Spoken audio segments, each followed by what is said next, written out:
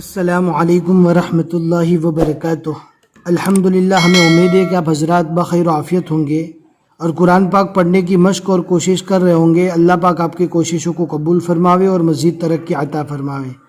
الحمدللہ، ہم نے اس سے پہلے والے سبق سے 9واں پارہ شروع کیا تھا اور اس کا ایک رکوع پڑھ لیا تھا۔ آج ہم دوسرا رکوع پڑھنے والے ہیں 9ویں پارے کا، اور سورۃ الاعراف جو 8ویں پارے سے شروع تھی ابھی تک ختم نہیں ہوئی۔ ابھی ہم جو پڑھنے والے ہیں وہ سورۃ الاعراف ہی ہے۔ اب ہم پڑھنا شروع کرتے ہیں، آپ کو دھیان سے سننا ہے، سمجھنا ہے اور آپ کو بھی یاد کرنے کی پوری کوشش کرنا ہے۔ اگر آپ کو PDF چاہیے تو لنک ڈسکرپشن میں مل جائے گی، ایک بار ضرور چیک کریں۔ لیکن یہ PDF والا قرآن پاک مجبوری کے درجے میں پڑھے جب آپ کے پاس کوئی قرآن پاک نہ ہو، آپ سفر میں ہو، ورنہ جو قرآن پاک ہمارے گھر میں رہتا ہے اس میں پڑھنے میں اور بھی زیادہ لذت محسوس ہوتی ہے۔ اب ہم پڑھنا شروع کرتے ہیں، آپ کو دھیان سے سننا ہے۔ اعوذ باللہ من الشیطان الرجیم، بسم اللہ الرحمن الرحیم۔ وما ارسلنا فی قریۃ من نبی الا اخذنا اہلها بالبأساء والضراء لعلهم يضرعون۔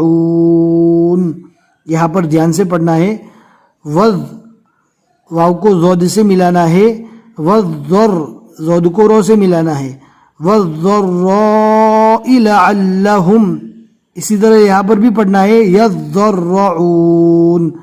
ثم بدلنا مكان السيئة الحسنة حتى عفوا وقالوا قد مس آباءنا الضراء والسراء فأخذناهم بغتة وهم لا يشعرون۔